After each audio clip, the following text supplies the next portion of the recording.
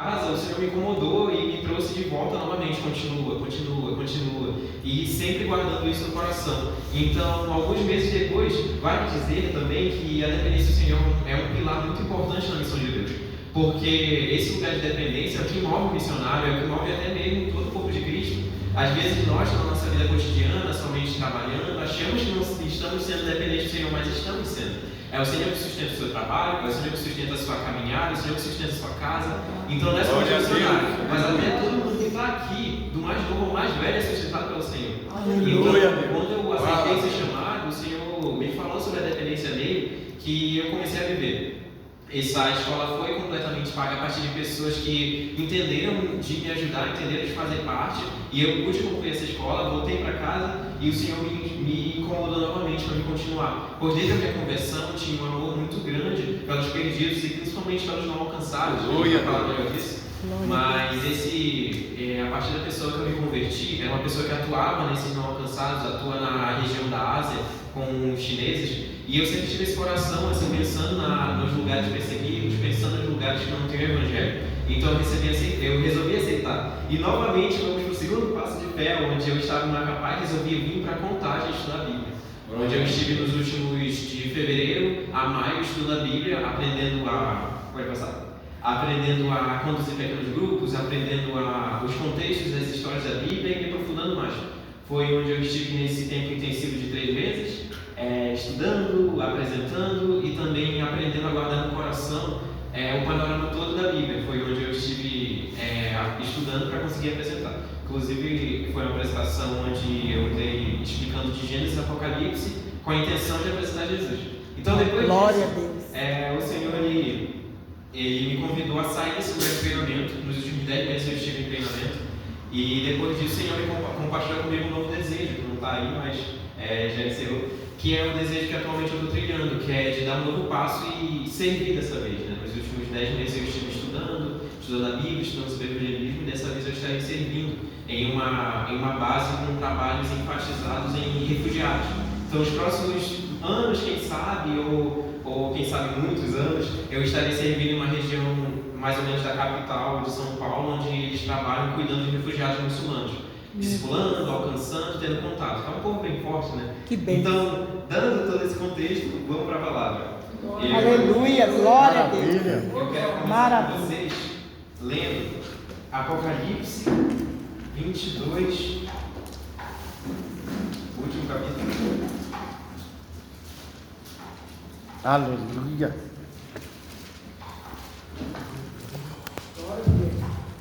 Glória a Jesus.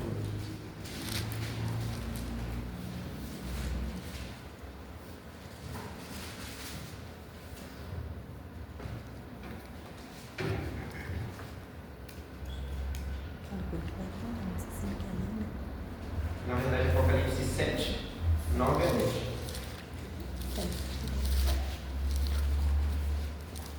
Amém? Amém. Onde diz: depois disso, olhei diante de mim e estava uma grande multidão que ninguém podia contar, de todas as nações, tribos, povos e línguas em pé diante do trono do Cordeiro, com vestes brancas segurando palmas, uma espécie de folha, e clamavam em alta voz: a salvação pertence ao nosso Deus que se assenta no trono e ao Cordeiro. Aleluia. Bom, gente, Aleluia. vamos olhar um pouquinho desse contexto, né? Essa região aqui mais ou menos era onde João estava exilado, né? Na ilha de Patmos. Depois de um período, mais ou menos, ele foi o último discípulo a morrer, lá pelos anos 80 depois de Cristo. Nesse período aqui, João ele foi o último a não morrer por conta da missão que ele tinha pelo Senhor de escrever o livro de Apocalipse.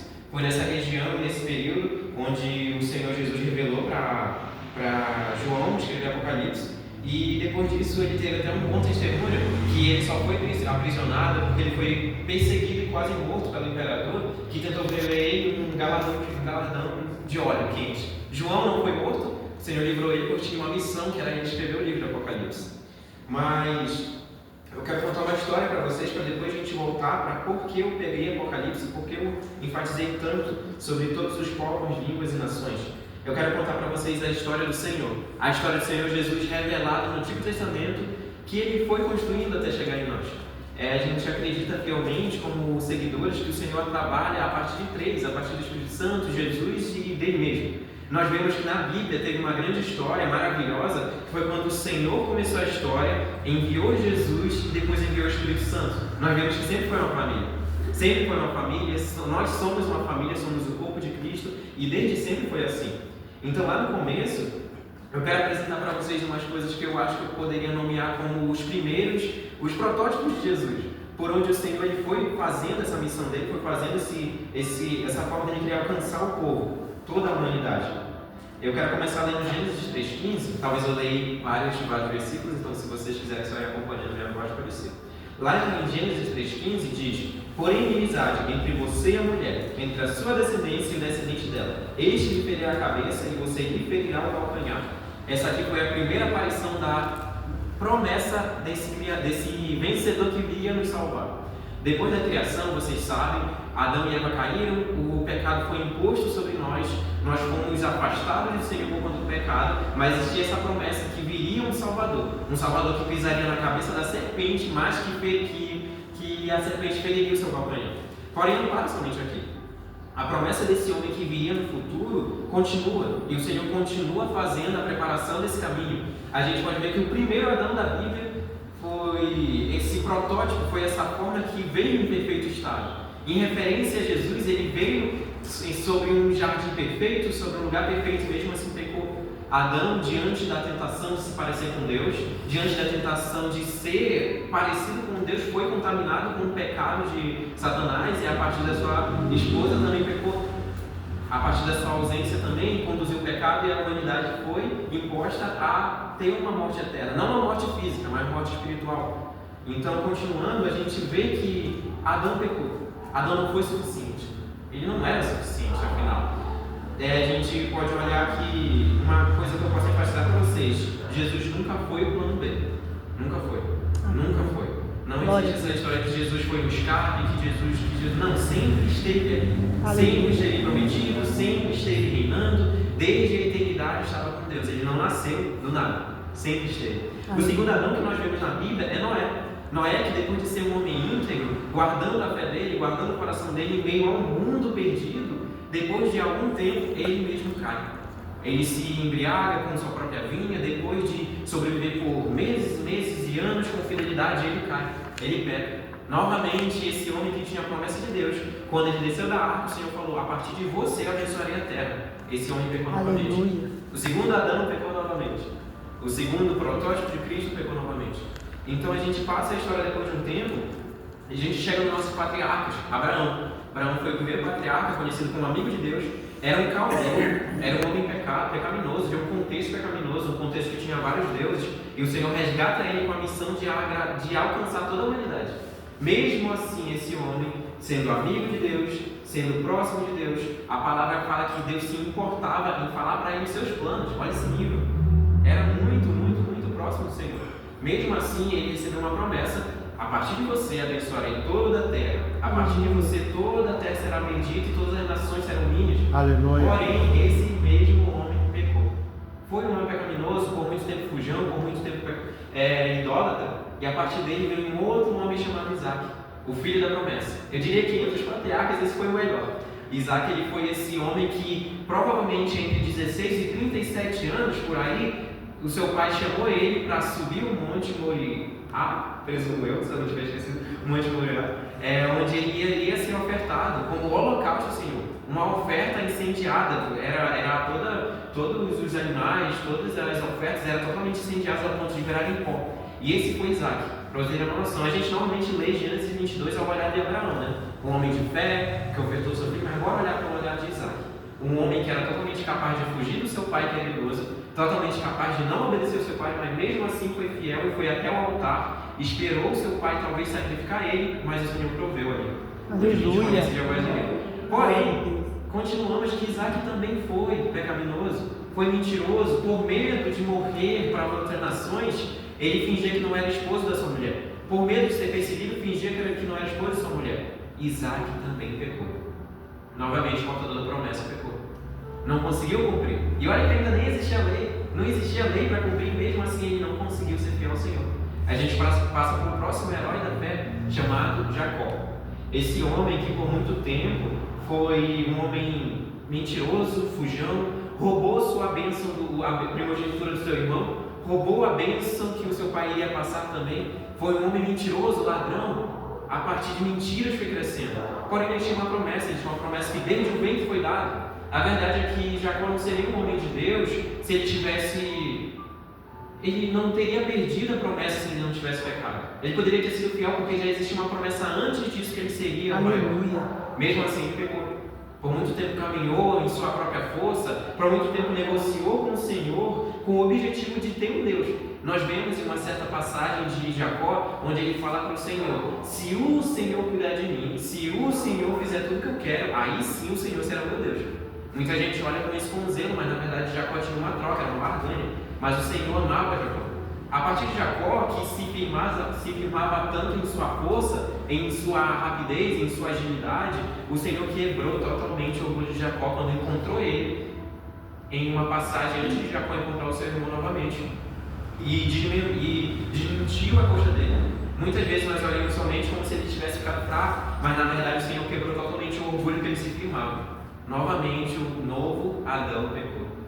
Esse homem portador da promessa pecou contra o Senhor porque ele tinha a sua própria força e o Senhor teve que destruir a força dele, o humilhando para que ele pudesse se tornar seu Deus. E então, depois de um tempo, a gente chega na história de Judá. Judá, um dos filhos de Jacó, uma das 12 tribos de Judá, também foi uma prometida.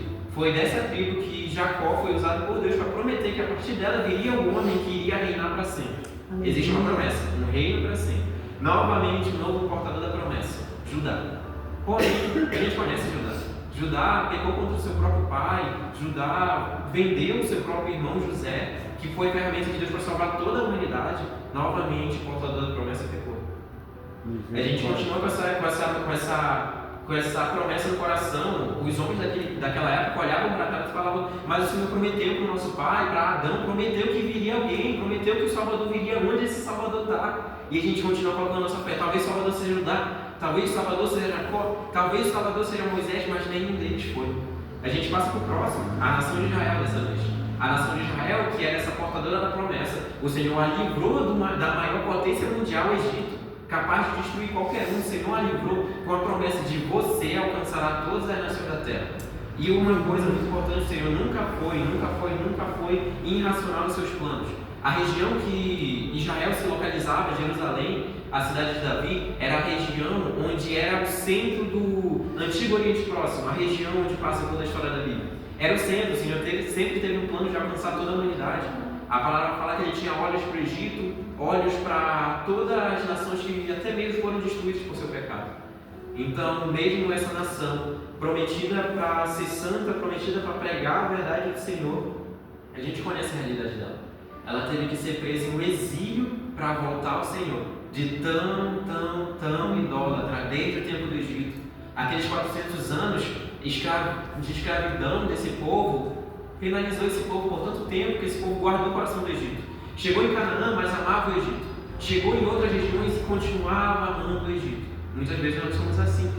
Mas, voltando para a nossa história, o coração de Israel se pecou contra o Senhor. Se afastou do Senhor. O Senhor levantou profetas, Jeremias, Isaías, todos esses. Elias, Eliseu levantou, todos foram perseguidos. Isaías cerrado no meio pelo rei Ramsés. Jeremias provavelmente apedrejado na região do Egito.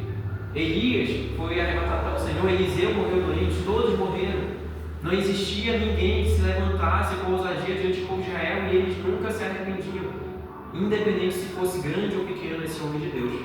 A gente vai para o segundo, dessa vez eu vou falar de dois, o novo protótipo de Cristo, Davi, o homem de Deus que trouxe a nação de Israel de volta aos trilhos. Eu diria que foi um dos poucos reis que realmente amaram o Senhor verdadeiramente. Davi trouxe o coração de Deus, sendo um homem segundo o coração de Deus, apresentou a verdade para o povo, destruiu qualquer idolatria, afastou o povo, mas o seu filho nasceu, Salomão. O Salomão foi responsável por construir o templo, responsável por ser o homem mais sábio depois de Jesus, por escrever vários livros que nos edificam, porém foi um homem que por política casou com cerca de 600 a 700 mulheres para expandir todo o reino. Enquanto Davi mantinha o reino de Israel em paz, com obediência ao Senhor, Salomão mantinha a paz do reino de Israel a partir de alianças totalmente promíscuas.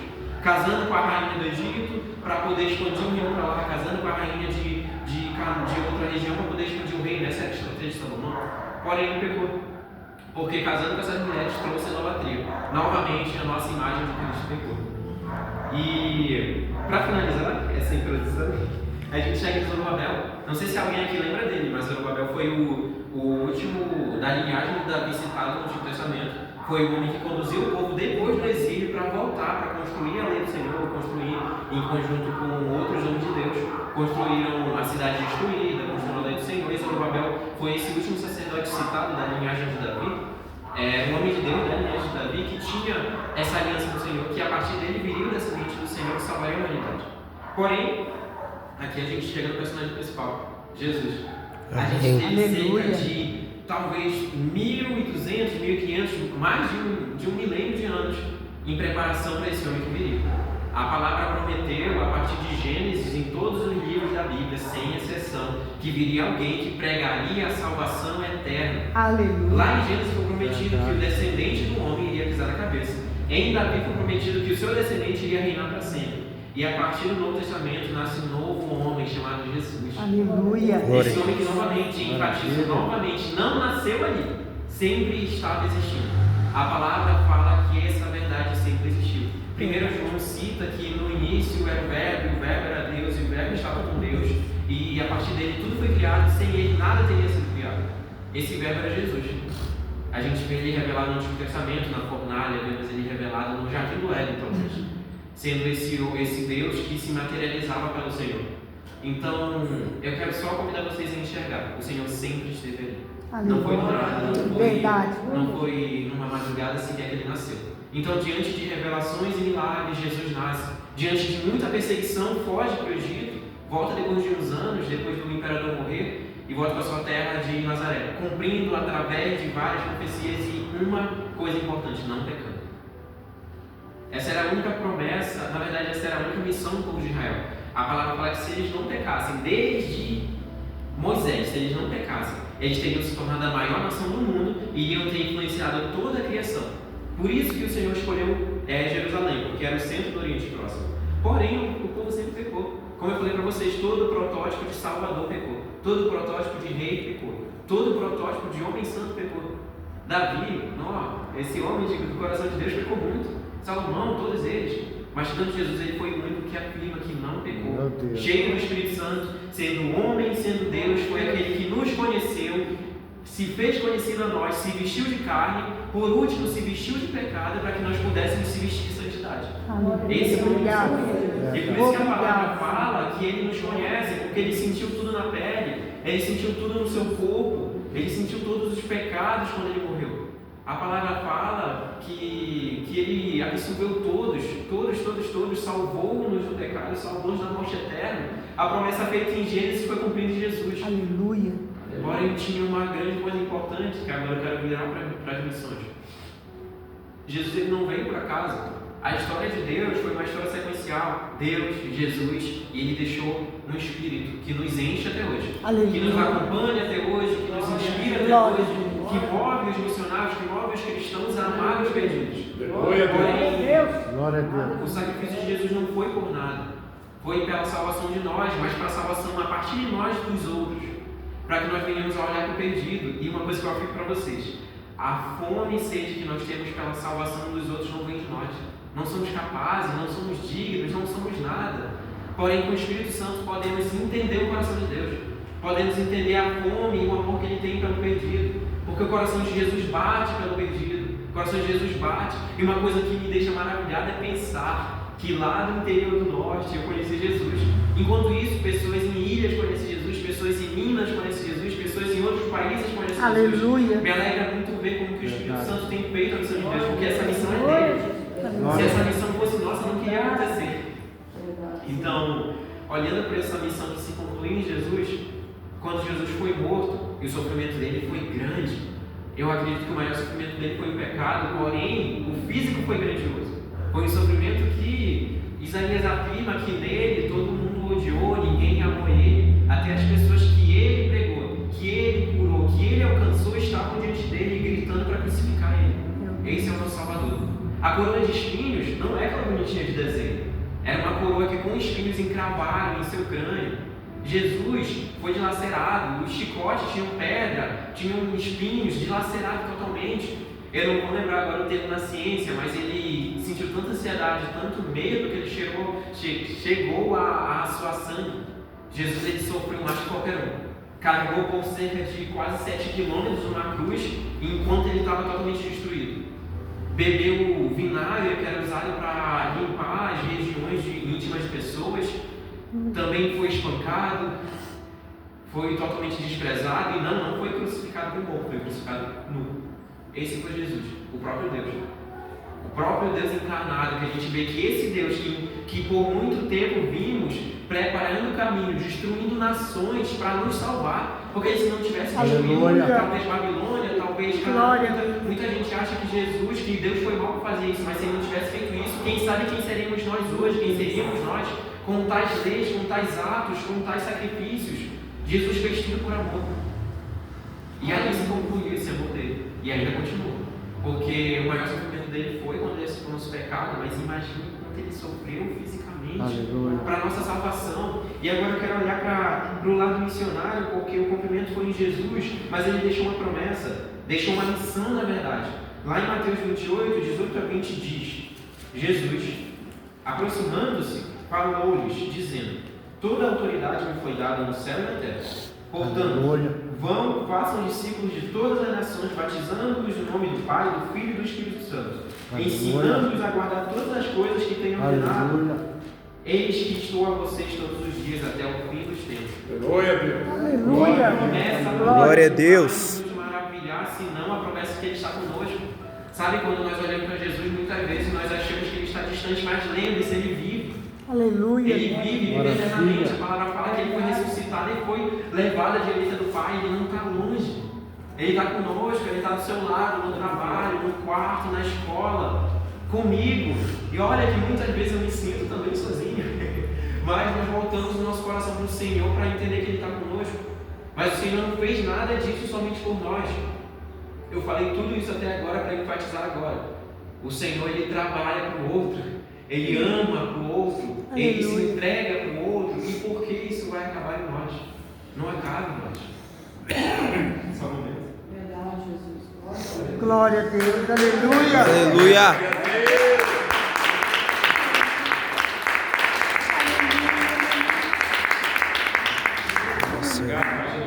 Que o Senhor subiu aos céus e Ele prometeu o Espírito Santo, que foi nos dado. Lá em Pentecostes, prometido em Joel, que até hoje habita em nós, que até hoje age em nosso meio, movimenta o nosso meio, transforma nossas igrejas e faz com que nós continuemos. Esse Espírito Santo habita em nós, fazendo com que nós possamos continuar a obra do Senhor. Mas eu queria também ler outro texto, dessa vez com vocês, lá em Marcos 10. Aleluia. Marcos 10, versículo 17 a 30. São 13 versículos. É um pouquinho grande, mas vamos ler junto, pois é muito grandioso.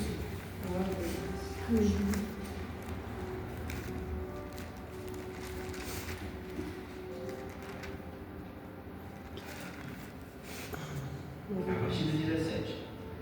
Eu estou na versão NVI. Quando Jesus ia saindo, um homem correu em sua direção e se pôs de joelhos diante dele e lhe perguntou: bom mestre, o que farei para herdar a vida eterna? Respondeu-lhe Jesus: por que você me chamou de bom? Ninguém é bom, a não ser um que é Deus. Você conhece os mandamentos: não matarás, não adulterarás, não furtarás, não darás falso testemunho, não enganarás ninguém, honra teu pai e tua mãe. E ele declarou: mestre, eu tudo isso tenho obedecido desde a minha adolescência. Jesus olhou para ele e amou. Falta uma coisa para você, disse ele: vá, venda tudo que você possui e dê o dinheiro aos pobres, você terá um tesouro no céu. Depois venha e siga-me. Diante disso, ele ficou abatido e afastou-se triste porque tinha muitas riquezas. Jesus olhou ao redor e disse aos seus discípulos: como é difícil aos ricos entrar no reino dos céus. Os discípulos ficaram admirados com essas palavras, mas Jesus repetiu: filhos, como é difícil entrar no reino dos céus, no reino de Deus. É mais fácil passar um caminho pela fundo de uma agulha do que um rico entrar no reino de Deus. Os discípulos ficaram perplexos, perguntavam uns aos outros: nesse caso, quem pode nos salvar? Jesus olhou para eles e respondeu: para o homem é impossível, mas para Deus todas as coisas são possíveis. Então Pedro começou a dizer que nós deixamos tudo para seguir-te.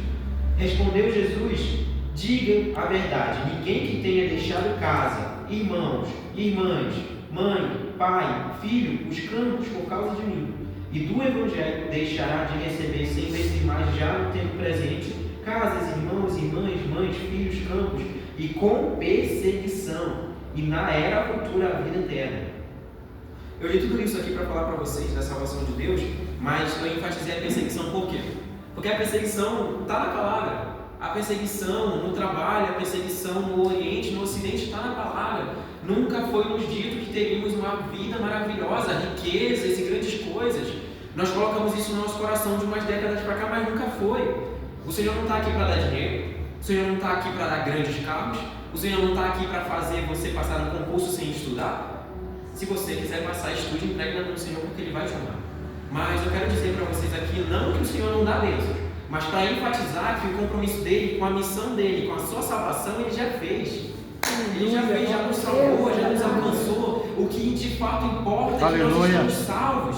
Glória a Deus. Salvos por Jesus, salvos com esse sangue que nos lava continuamente. Lá em Romanos, Paulo afirma que se sangue de bois, de pombos, de cabritos nos salvaria do pecado, quem dirá o sangue do próprio Deus encarnado. Então, a maior salvação, a maior riqueza nós já temos. Já temos. Verdade. Todos aqui, do mais novo ao mais velho, vocês entendem que a vida está passando.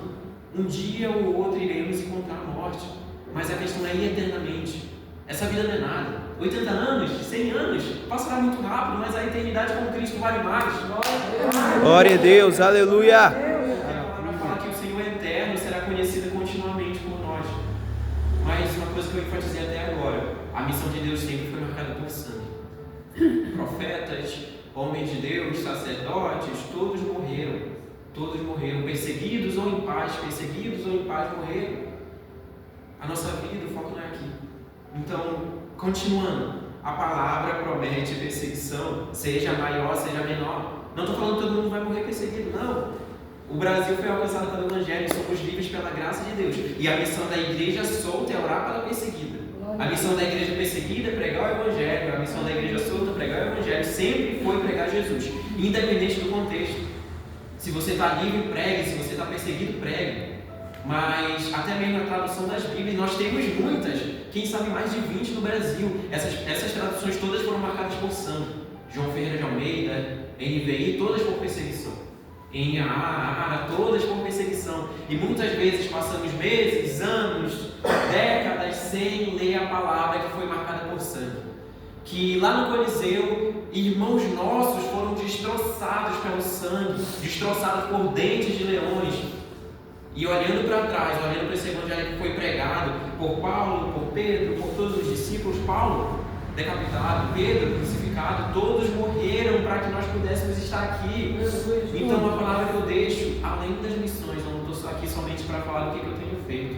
E olha que não são grandes coisas, porque o Senhor nos movimenta. Eu quero falar aqui, deixar uma âncora no coração de vocês, que existe uma eternidade a ser conhecida. Não somente lá, mas aqui.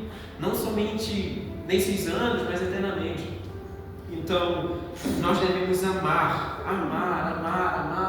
com todo o coração, com todo o nosso ser, a palavra de Deus, porque o Senhor se fez presente para alcançar todas as nações e Ele está alcançando. Amigos, lugares como os próprios judeus têm tido visões com Jesus e os judeus odeiam os cristãos. Não existe romantização de cristianismo no meio judaico. Nós somos vistos como uma seita, como hereges e de um tempo para cá temos sido até perseguidos pelos próprios judeus. Então, um judeu, se aceitar Jesus, é uma maravilha, é um milagre. O Senhor tem se revelado por sonhos, por missionários. Muçulmanos têm conhecido Jesus, iranianos, terroristas, africanos, todos têm conhecido Jesus, porque o Senhor tem feito. Porque se dependesse de nós, talvez nem estivesse na metade. Porque essa missão de Deus é de Deus e Ele nos convida a participar.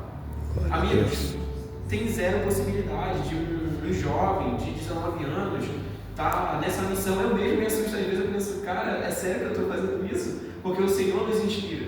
Você a aceitar Jesus, você a ser pastor, você a ser médico, eu não sei qual é a área da sociedade que o Senhor tem te convidado, mas todos nós somos missionários nessas áreas.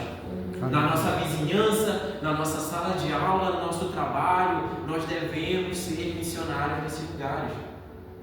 E eu dei toda essa história da missão de Deus para falar e voltar para o Apocalipse, que promete que todas as línguas, nações, tribos, todos cantarão o nome do Senhor e adorarão o seu nome. Mas isso só será concluído se nós estivermos envolvidos nesse lugar. Claro que o Senhor não depende, mas o Senhor nos convida, porque o Senhor tem vontade de ter vocês com Ele, trabalhando com Ele e não para Ele. Esse é o desejo de Deus. Não é que você gaste seus dias para o Senhor jejuando, orando e fazendo coisas para você. Não trabalhos para Ele, mas trabalhe com Ele. Com Ele do seu lado, com Ele te amando, com Ele estando com você, com Ele te curando. Porque o Evangelho nos cura ao decorrer da caminhada. Aleluia. Glória a Deus. Diante da nossa realidade de igreja livre, de igreja solta, eu quero convidar vocês a olhar um pouquinho para fora. Existe uma região no mundo chamada Janela das 40. Ela atribui desde a Ásia até a África, África e um pouco da Europa também. É uma região que é perseguida, normalmente marcada por muito islamismo, hinduísmo e outras religiões. O islamismo sendo a religião dos muçulmanos, o hinduísmo normalmente dos monges e coisas do tipo na região da Índia, e outras religiões como menores, não vou lembrar aqui. Mas essas regiões são perseguidas, onde cristãos são mortos, onde famílias são queimadas vivas. Na África, na região do Egito, todos eles são perseguidos. Na Coreia do Norte, na Ásia, todos eles são perseguidos. Onde você levar uma Bíblia, você pode ser morto. Onde você pregar o Evangelho, você pode ser preso e deportado. Sabe, essa é a realidade de muitas, cerca de 3 bilhões e meio, ou seja, quase metade da humanidade mundial está nesse ciclo. Na África, na região da Ásia, tudo sendo perseguido. Então, mesmo não indo, eu quero convidar vocês a, quem sabe uma vez por semana, quem sabe uma vez por mês, voltar o coração de vocês para esse povo.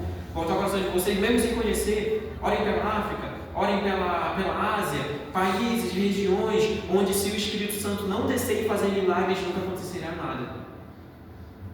Eu quero olhar para essa igreja perseguida, onde existem mais da metade, um pouco menos da metade atual da população não alcançada, onde existe provavelmente, atualmente no mundo todo, existem 7.000 línguas vivas, cerca de 7.400 que as missões registram, e existem ainda 3.237 línguas não alcançadas. Amigos, a missão de Deus é realmente grande, porque nós sozinhos não conseguimos fazer. Mais de 3 mil idiomas, mais de 3 milhões de pessoas não alcançadas. Enquanto o Brasil, em seu berço aconchegante, deixa de ler a palavra por preguiça, deixa de ir para a igreja a alguns quilômetros por preguiça, onde em outros países atravessam quilômetros e quilômetros e quilômetros, fronteiras, perseguições, até mesmo a morte, para entrar numa igreja escondida e orar por 1 hora abaixo, porque não pode nem gritar. Amigos, eu não estou romantizando a nossa liberdade, não. A nossa liberdade foi dada por Deus e com o propósito de alcançar mais pessoas. Mas eu quero chamar vocês a valorizar cada vez mais esse livro, valorizar cada vez mais essa igreja que está nesse bairro, em que outros lugares tem que ser subterrâneo, outros lugares tem que ser escondido, outros lugares tem que fingir que é alguma coisa para não falar que é cristão. Eu convido vocês a voltar para esse lugar. Antes de dar continuidade em Apocalipse, só um momento. Aleluia, Pai. Glória a Deus, Pai. Aleluia. Eu quero ler com vocês o nome de cada apóstolo e de um fruto deles. Eu quero contar isso para vocês e da morte deles, para trazer o peso da história de Deus até então. E olha que somente somos apóstolos, existem centenas de discípulos e profetas no Antigo Testamento. Eu quero começar com Pedro, foi crucificado de cabeça para baixo. E ele foi crucificado em um momento onde ele falou que não era digno de ser crucificado como Jesus, e foi crucificado de cabeça para baixo. Porém, Pedro foi o líder da abertura da igreja dos gentios e estabeleceu bases na igreja na capital do Império Romano e em outras regiões. Foi um dos maiores líderes do cristianismo no começo. Segundo, André foi crucificado em formato de X lá na Grécia. Ele também não se sentia digno e pediu para ser crucificado em outro formato. Então, em formato de X foi crucificado, foi morto. E lá na região da Cilícia e de Trácia, na região lá do Oriente, ele foi considerado um pai espiritual, pioneiro da igreja ortodoxa na Europa Oriental e na Rússia. Chegou a alcançar a Rússia, o André. Outro apóstolo foi o apóstolo Tiago, filho de Zebedeu, que foi decapitado por ordem do rei Herodes em Jerusalém. Um fruto, o apóstolo primeiro apóstolo a morrer pelo evangelho, cujo martírio fortaleceu o testemunho e o crescimento da igreja primitiva. O primeiro martírio foi Tiago. Novamente, João sobreviveu ao óleo fervente, morreu em velhice em Éfeso após o exílio na ilha de Patmos, que a gente leu. Ele foi responsável por escrever o livro de Apocalipse, a revelação do fim, da vitória de Jesus, mas também morreu de velhice e foi responsável por ser o próximo líder da igreja depois da morte de todos os discípulos.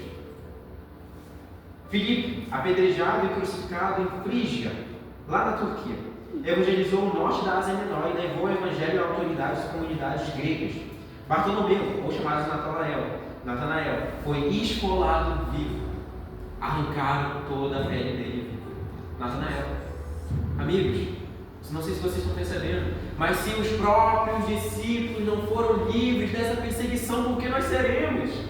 Porque o Nestor, no interior do Brasil, vai ser livre de ser perseguido. Eu não estou falando de morte, estou falando talvez de pessoas que não te amem, pessoas que não te aceitem. Então qual é essa fera, amigos, que por muitas vezes é abalada por distância?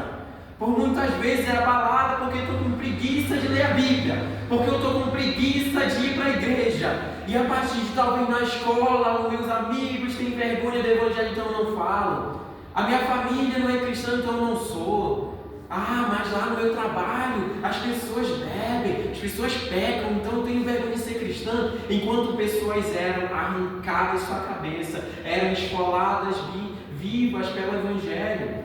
Enquanto irmãos arrancados de suas casas, mortos à frente de seus irmãos, sangrando pelo evangelho, para que essa Bíblia estivesse aqui. Hoje nós devemos honrar esse santo, que é nos dado. E eu gosto de imaginar que constantemente está sobre a terra para nos lembrar do Evangelho. Continuando, Tomé, morto a lançadas na região da Índia. Ele fundou a comunidade de cristãos de São Tomé, no sul da Índia, que ainda até hoje em dia tem muitos cristãos na Índia. Mateus foi morto à espada e martirizado na Etiópia ou na Pérsia. Ele estabeleceu bases do cristianismo no continente africano, na Etiópia e no Núbia, que igrejas que têm história e antiguidade que até hoje permanecem. Simão, o Zelote, crucificado ou cerrado ao meio na Pérsia, lá na Grã-Bretanha. Ele levou o evangelho para o norte da África, no Egito, em Cirene e para o Oriente Médio. Atualmente existem regiões da África que ainda são cristãs porque têm fruto desses discípulos. E por último, Judas Tadeu, morto a golpes de machado na Pérsia. Ele evangelizou a Mesopotâmia e a Pérsia ao lado de Simão, expandindo a fronteira da igreja. Por último, Matias, o nosso último discípulo, o que sucedeu Judas Iscariotes. Tadeu ele foi morto apedrejado também, foi apedrejado e decapitado lá na Geórgia, que até hoje tem uma região cristã. Não sei se vocês perceberam, mas o que eu estou pregando aqui é que existe uma necessidade. Uma necessidade nessa rua, uma necessidade nesse bairro, uma necessidade nessa cidade, vai aumentando no estado, no país, uma necessidade no mundo que é respondida por nós. Para aqueles que olham para a palavra e falam, eu quero responder isso. E amigos, nenhum missionário vai para a missão porque quis primeiro. Eu conheço poucos que falaram, eu nasci missionário, vou morrer missionário. Eu não queria ser missionário, mas o Senhor conheceu meu coração quando Ele falou para mim que eu era responsável de fazer o que Ele estava mandando fazer. Amigos, nós somos responsáveis por essa rua, por esse bairro, por esse país, por esse continente, por esse mundo. E amigos, se morrermos, morreremos para a glória de Deus. Se vivermos, viveremos para a glória de Deus. Não estou romantizando a morte. Tem pessoas que não têm o chamado para morrer, então não morram. Tem pessoas que são chamadas para criar uma pessoa que alcançará outras.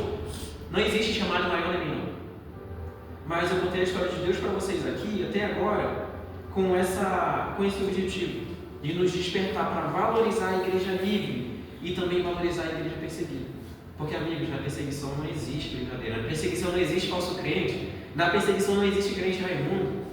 Um dia talvez o Brasil enfrente isso. Deus nos livre disso, mas se um dia enfrentar, não existirá mais crente pela metade. Porque diante da morte ninguém finge ser cristão. Diante da morte ninguém finge mais Jesus. Eu quero convidar vocês a, mesmo sem a morte, mesmo sem a perseguição, mesmo sem o medo, amemos o Senhor acima de tudo. Amemos o Senhor que se revelou em todo o Antigo Testamento até agora, que alcançou um jovem de 16 anos que não tinha nenhuma possibilidade de ser cristão, para que um dia estivesse aqui. Porque eu acredito que nada é do nada. E se um dia eu estou com vocês é porque o Senhor tem uma missão de reavivar o coração de vocês, de encher o coração de vocês, para vocês se manterem firmes, orando incessantemente pela igreja do Senhor. Amigos, a nossa atualidade enfrenta uma briga errônea contra placas, porque é presbiteriana, e porque é batista, e porque é a pentecostal. Amigos, na perseguição, no evangelho verdadeiro, não existe nem placa, não pode ter placa, não existem essas coisas.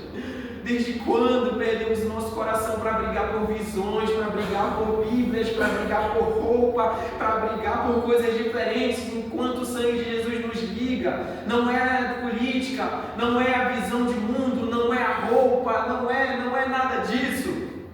O sangue de Jesus nos levanta, o sangue de Jesus nos mantém firme. Aleluia. Amigos, o sangue de Jesus levanta desde o mais velho ao mais novo, o sangue de Jesus levanta desde aquele que é negro ao branco. Aleluia. O sangue de Jesus nos mantém firmes. Aleluia. Esse sangue de Jesus nos salvou, uniu continentes, uniu histórias, uniu décadas, uniu anos, moveu mais de 20 autores, moveu mais de 1.500 anos de livro para que podemos conhecer o Senhor. Então, amigos, eu quero deixar essa mensagem para vocês. Aleluia. Cada perdido é amado pelo Senhor, cada perdido é alvo do Senhor, o coração de Jesus bate pelo perdido. Aleluia. Respondamos de acordo com o que nós podemos. Se você pode alcançar seu vizinho, alcance. Se você pode alcançar sua escola, alcance. Se você pode alcançar sua família, alcance. Não deixe o evangelho para depois, pois existe uma eternidade, amigos. Queira ter mais pessoas da eternidade. Acompanhe a verdade do Senhor, acompanhe o coração do Senhor, sabe, amigos, tem algum tempo que o Senhor tem compartilhado planos comigo o coração para esses povos não alcançados, mas tem um tempo que Ele tem virado meu coração para os muçulmanos, e é por isso que eu estou indo servir essa causa. Mas os desafios aparecem, os desafios para vocês, os desafios no trabalho, os desafios na perseguição, os desafios na escola, os desafios para mim aparecem. A adaptação, ir para um lugar que eu não conheço, os desafios de se manter na missão espiritualmente e financeiramente sempre aparecem. Amigos, os desafios sempre vão aparecer, sempre vão aparecer. Mas qual vai ser a nossa resposta diante disso? Amigos, e se daqui a alguns anos eu chegar em uma família muçulmana, lá para a Ásia Central e falar assim, cara, em 2023 o Senhor falou que eu ia chegar aqui, em 2023 o Senhor falou que eu queria passar aqui. Então, amigos, existe um fim. E esse fim já está traçado, mas a gente vai escolher participar se desejar. E eu convido vocês, por favor, participem da obra de Deus, porque essa obra é eterna, valorosa, Aleluia. é eterna, amigos. Existe um galardão sendo construído para cada um de nós. Eu não sei o que é, eu não sei coisas, não são coisas palpáveis, mas são coisas grandiosas, porque existe uma eternidade. Paulo fala que na eternidade não haverá fé, porque veremos Deus. Não haverá pecado, porque seremos santos. Será muito fácil adorar o Senhor na eternidade, porque seremos santos, mas e agora? Com o joelho doendo, com a idade vindo, com a fome chegando, talvez em lares com dificuldades, amigos, com o relacionamento acabando, com o casamento arruinando, com a perseguição aparecendo, com políticos e governadores levando o nosso país à ruína, como nos portaremos? Porque na eternidade será muito fácil. Na eternidade eu não terei problema de visão, na eternidade eu não terei problema nos joelhos, na eternidade será muito fácil. Eu quero finalizar essa palavra com você voltando novamente para Apocalipse. Glória a Deus. Apocalipse 7. Você quer colocar aí? Vamos ler junto? Apocalipse 7, a partir do versículo 9 e 10. Vamos lá, 3, 2, 1. Depois destas coisas olhei, e eis aqui uma grande multidão, a qual ninguém podia contar, de todas as nações, e tribos, e povos, e línguas, que estavam diante do trono, perante o Cordeiro, trajando vestes brancas e com palmas nas suas mãos. E clamavam com grande voz, dizendo: Salvação ao nosso Deus, que está no trono. Aleluia. Amigos, essa missão é nossa também. Porque o Senhor é gracioso para nos dar essa missão. E quão gracioso é, porque essa missão é tão grande, é tão verdadeira, que se nós não participemos, eu acho que iríamos nos arrepender. Seja participante dessa missão. Alcance com o Evangelho perdido, que está do seu lado, que está a 1000 quilômetros, eu não sei. O Senhor me convidou a sair de casa, mas vocês, o Senhor convidou a alcançar aqueles que estão perto. Nem todos irão sair, missionário não é somente algo que atravessa o continente, mas missionário é aquele que prega o Evangelho. Amém? Amém. Glória a Deus. Glória a Deus.